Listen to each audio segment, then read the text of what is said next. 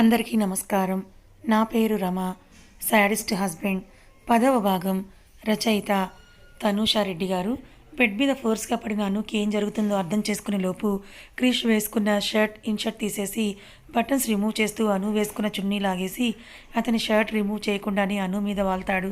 లేవండి, ఏం చేస్తున్నారని అరుస్తూ తన మీద నుంచి తోయడానికి ట్రై చేస్తున్న అనుకి తన బలం క్రిష్ ముందు అనువంత కూడా సరిపోకుంటే ఆమె 2 చేతులు అతని ఒక్క చేత్తోనే పైకెత్తి లాక్ చేస్తూ ఎర్రగా దొండపండులా ఊరిస్తున్న పెదవుల్ని జుర్రుకుంటాడు. ఏడవడం తప్ప ఇంకేం చెయ్యలేని నిస్సహాయతలో ఉన్న అను చెంపల నుండి జారిన కన్నీరు అతని చెంపకి తాకగానే కళ్ళు మూసి ఏడుస్తున్న అను వైపు చూసి ముద్దును ఆపేసి అలాగే అను గుండ్రని బుగ్గలను గట్టిగా ఒత్తి పట్టుకొని లుక్ అట్ మీ అని బేస్ టోన్తో అనగానే అను కళ్ళు తెరిచి చూస్తుంది. నేను నా సొంతం చేసుకొని నా కాళ్ళ దగ్గర బానిసని చేసుకోవడానికి జస్ట్ 1 మినిట్ చాలు. బట్ నీకు నైటే చెప్పాను, నన్ను నీ వైపు లాగుతోంది నీ మంచితనం, నీ ఇన్నోసెన్స్, ముఖ్యంగా నీ క్యారెక్టర్. అదే నీ వైపు నన్ను అట్రాక్ట్ చేస్తోంది, అంతేకాని నీ మీద మోజుపడి కాదు అని అనుని వదిలేసి పైకి లేచి బెడ్ మీద కిందకి దిగేసి షర్ట్ బటన్స్ పెట్టుకొని అను చున్నీని ఆమె వైపు విసిరేసి వెళ్ళిపోతూ డోర్ దగ్గర ఆగుతూ, ఇదంతా నీకెందుకు చెప్పానో తెలుసా, నీ క్యారెక్టర్ని నువ్వు తక్కువగా చేసుకోకూడదని అని చెప్పి వెళ్ళిపోతాడు ఛాంబర్లోకి.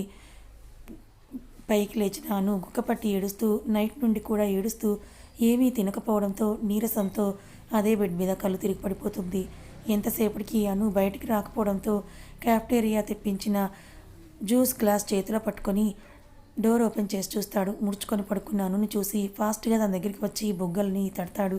వేడిగా తగలడంతో నుదిరి మీద చేసి చూస్తాడు. నిప్పు కనికల్లా ఒళ్ళు కాలిపోతూ ఉంటే ఏసీ చల్లదనానికి ఇంకా వణుకుతూ తనకు తెలియకుండానే క్రిష్ కూర్చున్న వైపుకి జరుగుతుంది. ఓ గాడ్, ఇంత ఫీవర్ ఉందేంటి అని అనుకొని ప్యాంట్ పాకెట్లో నుండి తెలిసిన డాక్టర్కి కాల్ చేసి 10 మినిట్స్లో ఇక్కడ ఉండాలని ఆర్డర్ వేసి ఏసీ ఆఫ్ చేసి బ్లాంకెట్ కప్పుతాడు. వెట్ టిష్యూతో అను ఫేస్ తుడుస్తూ ఏడవడం వల్ల వచ్చిన ఉబ్బిన కళ్ళు, ముఖం, ఎర్రగా మారిపోయిన ముక్కు, దానిపైన మెరుస్తున్న కెంపు రంగు బంగారు పుడక తననే అపురూపంగా చూస్తున్న క్రిష్కి డాక్టర్ వచ్చారని తెలియడంతో లోపలికి రమ్మని పిలిచి అను చూపిస్తాడు. చెక్ చేసిన డాక్టర్ బాగా స్ట్రెస్ అవ్వడం, ఫీవర్ వచ్చిందని ఫీవర్ తగ్గడం కోసం ఇంజెక్షన్ వేసి ఏమీ తినకపోవడం, బాగా నీరసంగా ఉన్నారు, ఏదైనా తినిపించి మెడిసిన్ ఇవ్వండి, ఫీవర్ తగ్గడం కోసం ఇంజెక్షన్ వేశాను, ఇంకో 2 to 3 అవర్స్లో లేస్తుందని టాబ్లెట్స్ ఇచ్చి క్రిష్ ఇచ్చిన మనీ తీసుకొని వెళ్ళిపోతాడు. అనుని ఒకసారి చూసి మళ్ళీ తన టేబుల్ దగ్గరికి వెళ్ళి పనిలో లీనమవుతాడు క్రిష్. మధ్యాహ్నం అవుతున్న అను లేవకపోవడం చూసి క్రిష్ ఆర్డర్ చేసిన లంచ్ ప్లేట్లోకి తీసుకొని డోర్ ఓపెన్ చేస్తాడు. గాఢ నిద్రలో ముగ్ధ మనోహరంగా ఉన్న అనుని చూసి లేపాలని మనసుకి అనిపించకపోయినా టాబ్లెట్స్ వేసుకోవాలి కాబట్టి అను అని కిందకు వంగి బుగ్గ తడుతూ పిలుస్తాడు. మత్తుగా కళ్ళు తెరిచిన అను ఎదురుగా క్రిష్ని చూసి కంగారు పడుతూ మళ్ళీ అతన్ని వెనక్కి నెట్టి చుట్టూ చూసుకొని తను ఎక్కడుందో గ్రహించి టక్కున బ్లాంకెట్ తప్పించి లేచి నిలబడి మళ్ళీ అంతలోపే కళ్ళు తిరగడంతో అదే బెడ్ మీద కూర్చుంటుంది. వెనక్కి 2 అడుగులు వేసి నిలదొక్కొని ఆమెనే సూటిగా చూస్తూ ఇప్పుడు ఎలా ఉందని క్రిష్ అడుగుతాడు. అతనికి సమాధానం ఇవ్వకుండా సైలెంట్గా ఉంటుందను. నిన్నే నేను అడుగుతున్నది, అడిగినప్పుడే ఆన్సర్ ఇవ్వకుంటే దాని రిజల్ట్ ఎలా ఉంటుందో నీకు బాగా తెలుసు అని అంటాడు క్రిష్. చురుగ్గా అతన్ని చూసి బాగుందని ముభావంగా సమాధానం చెప్తుంది తల ఊపుతూ అను. ఫుడ్ తిని ఈ టాబ్లెట్స్ వేసుకో అని ఆమె చెయ్యి తీసుకొని టాబ్లెట్స్ చేతిలో పెడతాడు.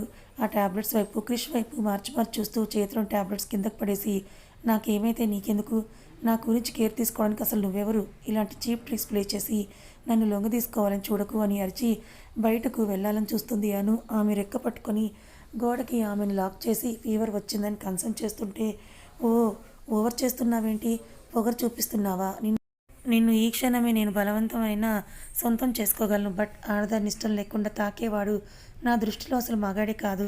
10 మినిట్స్లో ఫుడ్ తిని టాబ్లెట్ వేసుకొని నువ్వు బయటకు వస్తేనే నువ్వు ఇంటికి పోతావు, లేదంటే అని గ్యాప్ ఇచ్చి యు నో అబౌట్ మీ అని కింద పడేసిన టాబ్లెట్ తీసి టేబుల్ మీద పెడతాడు. ఈ మనిషితో ఇంకా ఎంత వాదించినా ప్రయోజనం లేదని అర్థం చేసుకున్న అను బెడ్ మీద బాసిం పట్టు వేసుకొని గబగబా తినడం స్టార్ట్ చేస్తుంది. సైడ్ స్మైల్తో సోఫాలోనే కూర్చున్న క్రిష్కి బుగ్గకి చేయి పెట్టుకొని అనుని చూస్తూ ఉంటాడు. ఎక్కువసేపు పడుకొని ఉండడం వల్ల ఉబ్బిన చీక్స్, మెస్సీ జడ ఆమె అందాన్ని మరింతగా పెంచుతూ ఉంటే అలాగే చూస్తుంటాడు. తమరు కూడా తినొచ్చు కదా, అలా గుడ్లగోబులా నన్ను చూస్తూ కళ్ళతోనే నన్ను తినకపోతే అని బయటికే అనేస్తుంది అను. యు నో వాట్, నువ్వు ఎలా మాట్లాడినా నాకు కోపం రావట్లేదు, ఎందుకో తెలుసా, నీ లిప్స్లో దాగున్న హనీని నేను టేస్ట్ చేశాను కదా, దాని ముందు నువ్వు నన్ను ఏమన్నా నాకెక్కదు బంగారం. That's why I love your damn hot lips అని అను మనసు మరింత గాయపరుస్తూ తన క్యాబిన్లోకి వెళ్ళిపోతాడు. కోపంతో బాధతో రోదిస్తూ అను వాష్రూమ్లోకి వెళ్ళి అరిగిపోయేలాగా ముఖం పెదవులు రుద్ది రుద్ది క్యాబిన్ డోర్ ఓపెన్ చేసుకొని బెడ్ పక్కనే పడున్న తన చున్నీ నిండుగా వేసుకొని వస్తుంది. క్రిష్ 2 కాళ్ళు ఎత్తి టేబుల్ మీద పెట్టుకొని ఫోన్ మాట్లాడుతూ ఉంటాడు. అను రావడం చూసి కళ్ళు చిన్నవి చేసి చూస్తాడు. నేను వెళ్తున్నా క్రిష్ని దాటుకొని అని విసురుగా డోర్ దగ్గరికి వెళ్తుంటే ఆమె చున్నీ పట్టుకుంటాడు. క్రిష్ వెనక్కి తిరిగి చివాలన చూస్తూ మొదలు అని మర్యాదగా అని అతన్ని కోపంగా చూస్తూ అంటుంది. వదలక తన వైపే నవ్వుతూ చూసేసరికి ఒళ్ళంతా మండుతున్న ఫీలింగ్ వస్తుంది అనుకి. చున్నీ 2 చేతులతో జారిపోకుండా పట్టుకుంటూ వదులు అని లాగుతూ ఏం తించేస్తున్నావు అని గట్టిగా అరుస్తుంది. ఏహే ఆపు, ఎందుకంతగా అరుస్తున్నావు? అరవడం తప్ప నీకు ఇంకేమీ రాదా? డాక్టర్ నీకు ఫీవర్ ఉందని చెప్పారు. ఎక్కువగా స్ట్రెస్ తీసుకోకుండా ఉండాలని క్రిష్ నచ్చచెప్పడానికి ట్రై చేస్తాడు. వదిలిన చున్నీని అడ్జస్ట్ చేసుకొని నన్ను కేర్ చేయాల్సిన అవసరం నీకేముంది అని ఉక్రోషం ఉండబట్టలేక అడుగుతుందను. చెప్పాను కదా నువ్వు నా ప్రాపర్టీ అని లెఫ్ట్ ఐని బ్లింక్ చేస్తాడు. వీడికి కొంచెం కూడా సిగ్గులేదని మనసులో పచ్చిగా ఇంకా 4 బూతులు తిట్టుకుంటుంది. నేను డ్రాప్ చేస్తానని అను చేయి పట్టుకొని ముందుకు లాక్కొని వెళ్తుంటే స్టాఫ్ అందరూ ఇంట్రెస్టింగ్గా చూస్తుంటే లిఫ్ట్ దగ్గరికి వెళ్ళి గ్రౌండ్ ఫ్లోర్ బటన్ ప్రెస్ చేస్తాడు. ఇలా నా చేయి పట్టుకొని స్టాఫ్ ముందే ఇలా బలవంతంగా తీసుకొని వెళ్తుంటే వాళ్ళు ఏమనుకుంటారు అని కామన్ సెన్స్ కూడా లేదా నీకు అని అను బాధగా అడుగుతుంది. ఐ డోంట్ కేర్ అని కార్ని అన్లాక్ చేసి కూర్చోమని గట్టిగా అంటాడు. నేను నీ కార్లో రాను, ఆటోలో వెళ్ళిపోతానని అను అంటుంది. ఓవర్ చేయకుండా ఎక్కువ అని అనుని అరుస్తాడు. అను ఏంటి అను, నువ్వేం నాకు స్పెషల్ పర్సన్, మా ఇంట్లో మెంబరో కాదు. Call me Anuradha. Anuradha Bhaskar means my father అని గర్వంగా చెప్తుందను. ఆమె వైపు వియర్డ్గా చూస్తున్న క్రిష్ అను మోచేయి పట్టుకొని తన వైపు లాక్కొని నేను ఈ ప్రాపర్టీకి ఓనర్ని అండర్స్టాండ్ అని అంటూ ఆమెని కార్లో విసురుగా పడేస్తాడు. నోరు తెరుచుకొని చూస్తున్న అను క్రిష్ కార్ని ముందుకి వాయువేగంతో పోనిస్తాడు. స్పీడ్గా ర్యాష్ డ్రైవింగ్ చేస్తున్న క్రిష్ని చూసి క్రిష్ చిన్నగా ఎందుకు అంత స్పీడ్, ప్లీజ్ నాకు భయంగా ఉంది, స్లోగా వెళ్ళు అని అను రిక్వెస్టింగ్గా అంటుంది. ఆమె నోటి వెంబడి మొదటిసారి క్రిష్ అని రావడంతో మంచుగడ్డ తగిలినంత హాయిగా అనిపించి కార్ని స్లో చేస్తాడు. ఇంటికి కొంచెం దూరంలోనే కార్ని ఆపి గెట్ ఇన్ అని ఆమె దిగగానే కార్ని యూటర్న్ తీసుకొని ఇంటికి పోనిస్తాడు. బాధ, కోపం, నిస్సహాయ స్థితిలో ఉన్న అను ఇంటికెళ్ళి అమ్మతో నాన్నతో ముభావంగా మాట్లాడి తలుపు వేసుకొని గుక్కపట్టి ఏడుస్తుంది. నెక్స్ట్ డే ఆఫీస్కి వెళ్ళగానే క్రిష్కి అను కనిపించకపోయేసరికి కావ్యని పిలిచి నీ ఫ్రెండ్ ఎక్కడా కనిపించట్లేదని అడుగుతాడు. యమ సీరియస్గా పేపర్ వెట్ని తిప్పుతూ చైర్లో నుంచే అది సార్ తను ఇంకా ఆఫీస్కి రాలేదని కావ్య భయపడుతూ అంటుంది. ఓ మేడంకి ఇంకా ఆఫీస్ టైం అవ్వలేదన్నమాట అని సర్కాస్టింగ్గా అంటాడు క్రిష్. అది సార్ తను అని కావ్యతో అనేలోపే యూ మే గో నౌ అని అంటాడు సీరియస్గా క్రిష్. కావ్య క్యాబిన్ నుండి బయటకు వచ్చి అను ఎప్పుడు కరెక్ట్ టైంకే వస్తావు కదా, ఈరోజు ఏమైందే ఇంకా రాలేదని కాల్ చేసిన నో ఆన్సర్. ఓ గాడ్ అను, నాకు తెలిసి ఈరోజు క్రిష్ సార్ను నిన్ను కాపాడడం ఆ దేవుడి వల్ల కూడా కాదనుకుని టెన్షన్ పడుతుంది. 10 నుండి 12 అవుతున్నా కూడా అను వచ్చే జాడ లేకపోవడంతో అసహనంగా ఫీల్ అయిన క్రిష్ కోపంతో కార్ కీస్ తీసుకొని అను ఇంటికి పోనిస్తాడు. కార్ని ఇంటి ముందు స్పీడ్గా పోనిచ్చిన క్రిష్ ఇంటి డోర్ లాక్ చేసి ఉండడంతో కార్ బ్యానెట్ని గట్టిగా కొట్టి వెనుతిరుగుతుంటే ఒక ఫోన్ కాల్ వస్తుంది. నెంబర్ చూసి క్రిష్ పెదవుల మీద ఒక సైడ్ స్మైల్తో చెప్పురా మై డియర్ ఎనిమీ ఫ్రెండ్ అని అంటాడు. అవతల నుండి కర్ణ హలో మై డియర్ ఎనిమీ అంటూ ఏంటి అను కోసం వచ్చి తను లేక డిసప్పాయింట్ అయి వెళ్తున్నట్టున్నావు ఏంటి, నీ పిల్ల నీ కార్ లిఫ్ట్ చేయడం లేదా, get ready for my revenge Krish అని వంకరగా నవ్వుతుంటే ఏ చుప్, నీ ముఖానికి విలనీ లుక్ సెట్ కాదు కానీ మ్యాటర్ ఏంటో చెప్పు బే అని పొగరుగా అంటాడు క్రిష్. చెప్తాను Krish, stay away from my girl అని అన్నావు కదా, సో లైఫ్ లాంగ్ నాతోనే స్టే చేసేలా పథకం చేశానని కర్ణ అంటే నొసలు ముడేసి వింటున్న క్రిష్ ఏదో సెన్స్ చేసేలోపు అర్థం కాలేదా నీకు, అర్థం అవ్వాలంటే కిమ్స్ హాస్పిటల్కి రా తెలుస్తుంది అని కాల్ కట్ చేస్తాడు. క్రిష్ ఏదో సెన్స్ చేస్తూనే అను కాల్ ట్రై చేస్తూనే కార్ని హాస్పిటల్ వైపు స్పీడ్ మీటర్ దాటిస్తాడు. హాస్పిటల్లో ఎంటర్ అవ్వగానే కర్ణ చెప్పినట్లుగా ఎమర్జెన్సీ వార్డులోకి వెళ్ళగానే అటాచ్ ఉన్న చైర్లో కూర్చొని మౌనంగా ఏడుస్తూ ఉన్న అను కనిపించి క్రిష్ హృదయం కకావికలమవుతుంది. నెమ్మదిగా ఒక్కో అడుగు వేసుకుంటూ ఆమె ముందుకెళ్ళి భుజం మీద చెయ్యేస్తాడు. ఉలిక్కిపడి చూసిన అనుకి క్రిష్ కనిపించి అంతవరకున్న బాధపోయి నేనున్నాను అని ధైర్యం అతన్ని చూడగానే అనిపించి టక్కున లేచి అతన్ని హక్ చేసుకొని చిన్నపిల్లల గుక్కపట్టి ఏడుస్తూ అతని షర్ట్ని ఆమె కన్నీళ్లతో తడిపేస్తుంది. ఏమైందని మృదు గంభీరంగా అడుగుతాడు క్రిష్. నాన్న నాన్న అని వెక్కుతున్న ఆమె పరిస్థితి అర్థం చేసుకొని వెనునిమిరి పక్కనున్న క్యాంటీన్లోకి తీసుకొని వెళ్ళి వాటర్ బాటిల్ని ఆమె చేతికి అందిస్తాడు. ఆమె కొంచెం స్థిమితపడ్డాక ఇప్పుడు చెప్పు అని చైర్లో కూర్చోబెట్టి అడుగుతాడు.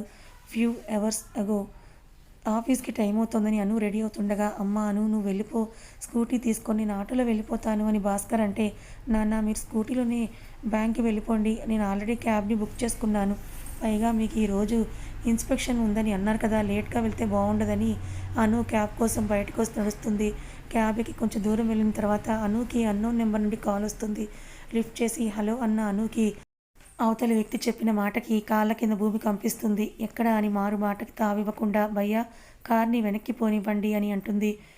కొంచెం దూరం రాగానే గుంపు కూడిన జనం అయ్యో పాపం చాలా రక్తం పోయినట్లుందని జాలి చూపిస్తున్న మాటలకి ఆమెకి గుండెల్లో గుణపాలు గుచ్చుతున్న ఫీలింగ్ కలుగుతుంటే అక్కడే ఉన్న గుంపును తోసుకొని లోపలికి వెళ్తుంది.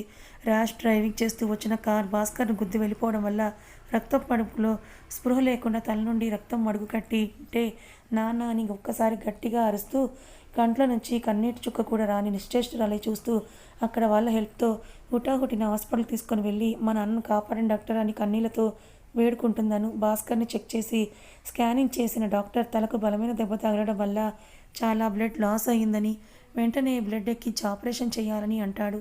బొమ్మలా వింటుంటే తప్ప అను బాడీ చలనం లేకుండా బ్రెయిన్ ఆఫ్ అయిపోతే హలో మిస్ అని డాక్టర్ గట్టిగా అంటే ఎంత ఖర్చు అవుతుంది డాక్టర్ అని అడుగుతుంది అను షాక్తో. 20 లక్షలు అవుతుందమ్మా. జరిగింది చిన్న యాక్సిడెంట్ ఏమీ కాదు కదా, చాలా క్రిటికల్ పొజిషన్లో ఉన్నారు మీ నాన్నగారు అని చెప్తారు డాక్టర్. ఇప్పటికిప్పుడు ఎక్కడి నుంచి అంత మనీని తీసుకురావాలో అర్థం కానీ అనుకి ఎలాగైనా తేవాలని మనసులో అనుకుని, డాక్టర్ నాకు కొంచెం టైం ఇవ్వండి, ఇప్పుడే వస్తాను ప్లీజ్, మీరు అంతలోపు ఆపరేషన్ చేసేయండి, నేను ఎలాగోలా డబ్బు అరేంజ్ చేస్తానని అంటే, అది సరే త్వరగా వచ్చేయండి, డబ్బు కట్టాకే ఆపరేషన్ జరుగుతుందని డాక్టర్ కరాఖండిగా చెప్పడంతో కిట్టుకు కాల్ చేస్తూ ఆటో ఎక్కి ఇంటికి వెళ్తుంది. ఇంట్లోకి వస్తున్న కూతుర్ని చూసి ఆఫీస్కి వెళ్ళావు కదే, మళ్ళీ అప్పుడే వచ్చేసావేంటి అని అడిగితే, అమ్మ నేను చెప్పేది భయపడకుండా జాగ్రత్తగా విను అని, మన ఇంటి ఒరిజినల్ పేపర్స్ ఎక్కడున్నాయో తీసుకొని రాపు అని అను తొందర చేస్తూ ఉంటే, ఇంటి పేపర్స్ ఎందుకే ఇప్పుడు అని అయోమయంగా అడుగుతుంది అను. ఇంతలోపు అను కాల్ చేయడం వల్ల కాలేజ్కి వెళ్ళిన కిట్టు కూడా ఇంటికి వస్తే, అమ్మ నాన్నకి యాక్సిడెంట్ అయింది, ఆయన ఇప్పుడు హాస్పిటల్లో ఉన్నారు, ఆపరేషన్ చేయాలంట, ఆపరేషన్కి 20 లక్షలు కావాలని చెప్తున్నారని కొండంత దుఃఖాన్ని గొంతులోనే దాస్తూ అంటుంది అను. ఏమంటున్నావే నువ్వు అని అంటూ గిర్రును తిరుగుతున్న తలని చేత్తో పట్టుకొని అడిగితే, అమ్మ టైం లేదు అని విశాల గారిని కిట్టు అమ్మని చూసుకోమని చెప్పి ఇంటి డాక్యుమెంట్స్ తీసుకొని తాకట్టు పెట్టడానికి వెళ్తుంది. ఆటోలో విశాలని కిట్టుని హాస్పిటల్కి పంపిస్తుంది. సేటు దగ్గర అను ఎంతగా రిక్వెస్ట్ చేసినా కూడా ఇంటికి 10 లక్షలకు మించి ఎక్కువగా ఇయ్యలేమని తేల్చి చెప్తాడు సేటు. అను నిరాశతో వెనుతిరిగి వస్తూ ఉంటే రోడ్ మీద నడుస్తూ అమ్మ కంటే కూడా నాన్నతోనే ఎక్కువగా అటాచ్మెంట్ని పెంచుకున్న అను కన్న తండ్రిని కాపాడుకోలేని నిస్సహాయతతో ఏం చేయాలో అర్థం కాక వేరే లోకంలో ఉన్న అనుకి ఫోన్ మోగుతుంది. కాలులోకి ఈ లోకంలోకి వచ్చిన అను లిఫ్ట్ చేసిన చెప్పు కిట్టు అని అంటుండగానే, అక్క ఎవరో సార్ వచ్చి బిల్ మొత్తం పే చేస్తాను అని నాన్నకు ఆపరేషన్ ఏర్పాట్లు చేస్తున్నారు, అక్క నువ్వు త్వరగా రా అని చెప్తాడు. ఎవరు కిట్టు అని అంటే, ఏమో తెలియదు అక్క, కానీ నీకు మాత్రం బాగా తెలుసు అని చెప్పారని అంటాడు. వెంటనే ఆటోలో హాస్పిటల్కి చేరుకుంటుంది అను. ఆపరేషన్ థియేటర్ ముందు కూర్చొని దేవుడికి దండం పెట్టుకుంటున్న విశాల పక్కనే తమ్ముడు కనిపించి స్పీడ్గా వాళ్ళని చేరుకొని కిట్టు అని పిలుస్తుంది. వచ్చావా అక్క, నాకు చాలా భయమేసిందని అక్కని హత్తుకొని ఏడుస్తాడు. నాన్నకేమీ కాదురా, నువ్వు టెన్షన్ పడుకో అని అమ్మ అని విశాల భుజం చేస్తుంది. అను అని బోరున ఏడుస్తుంటే, అమ్మ నాన్నకి ఏం కాదు, నువ్వు ఏడవద్దు ప్లీజ్ అని కిట్టు నీతో మాట్లాడినా సార్ ఎక్కడున్నారు అని అను అడిగితే, డాక్టర్తో మాట్లాడేసి వస్తానని వెళ్ళారక్క అని కిట్టు అంటే, సరే నువ్వు ఇక్కడే అమ్మతోనే ఉండు, నేను ఇప్పుడే వస్తానని డాక్టర్ గారి క్యాబిన్ దగ్గరికి ఎక్కడో అడిగి తెలుసుకొని అటువైపు వెళ్తుంది అను. డోర్ తీస్తూ ఉండగానే ఎదురుగా వచ్చిన వ్యక్తిని చూసి గుర్తుపట్టి షాక్ తింటుంది. హలో మిస్ అనురాధ, ఎలా ఉన్నావని కర్ణ వంకర నవ్వు నవ్వుతూ అడుగుతాడు. హలో సార్ మీరా ఆశ్చర్యంతో అడుగుతున్నాను. అవును అనురాధ, నా ఫ్రెండ్ హెల్త్ అప్సెట్ అవ్వడం వల్ల ఇక్కడే జాయిన్ అయ్యాడు, సో తనని చూడడానికి వస్తుంటే ఎంట్రన్స్లో నువ్వు ఏడుస్తూ టెన్షన్ పడుతూ కనిపించావు, ఏమైందో తెలుసుకోవాలని వస్తే మీ నాన్న కనిపించారు, నువ్వు డాక్టర్తో మాట్లాడిన మాటలు అన్నీ విన్నాను, తిరిగి నీతో మాట్లాడాలని చూస్తే స్పీడ్గా ఆటో ఎక్కి వెళ్ళిపోయావు, డాక్టర్తో మాట్లాడాను. నేను ఫీజు పే చేస్తాను అనురాధ. ముందు ఆపరేషన్ చేయమని చెప్తానని కర్ణ అంటాడు వాడి క్రూర బుద్ధిని చూపిస్తూ. కానీ సార్ అని అను ఏదో అనబోతూ ఉంటే, చూడు అనురాధ, డబ్బు కారణంగా ఒక నిండు ప్రాణం పోకూడదు. ఆపరేషన్ జరుగుతుంది. You don't worry. మీ నాన్న క్షేమంగా బయటకు వస్తారని కర్ణ అంటే, సార్ మీకు ఎలా థ్యాంక్స్ చెప్పాలో అర్థం కావట్లేదు సార్. మీరు రుణం ఎలా తీర్చుకోవాలో అని అంటూ ఉండగా 2 చేతులు జోడించి, త్వరలోనే మీ మనీ రిటర్న్ ఇచ్చేస్తాను సార్ అని అంటుంది అను కృతజ్ఞతతో. ఏ అనురాధ, వాట్ ఈస్ దిస్ అని ఆమె చేతులు పట్టుకొని ఒత్తుతాడు. ఆ క్షణంలో తండ్రి మాత్రమే తన కళ్ళ ముందు కదలాడుతూ ఉంటే అతని టచ్లో ఉన్న తేడా అని అను గమనించదు. నీకు నా రుణం తీర్చుకునే గోల్డెన్ ఛాన్స్ నీ కళ్ళ ముందరే ఉంది అనురాధ అని అంటాడు కర్ణ బ్లాంక్ ఫేస్తో. సార్ మీరేమంటున్నారో నాకు అర్థం కావట్లేదని అను అంటుంది. సింపుల్ అనురాధ, మీ నాన్న ఆపరేషన్ కావాల్సిన మనీతో పాటు మీకు ఫైనాన్షియల్గా కూడా సపోర్ట్గా ఉంటాను. బట్ నువ్వు దీనికి ప్రతిఫలంగా నన్ను మ్యారేజ్ చేసుకోవాలని మనసులో మాటని బయట పెడతాడు కర్ణ. తనేం విందో అర్థం కాక అలాగే చలనం లేని దానిలా నిలబడి అతని వైపే చూపు నిలుపు.